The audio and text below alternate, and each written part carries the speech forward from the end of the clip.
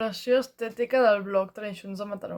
A continuació podràs donar un cop d'ull de l'evolució estètica fins a arribar a la web que estàs veient ara mateix i que esperem que t'agradi.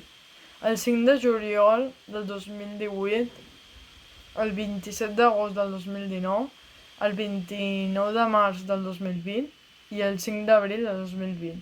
Només van canviar la capçalera per donar un altre toc més bonic. El 24 d'abril del 2020, el 9 d'agost del 2020, el 31 d'agost 2020, el 19 de febrer 2021 i el 2025.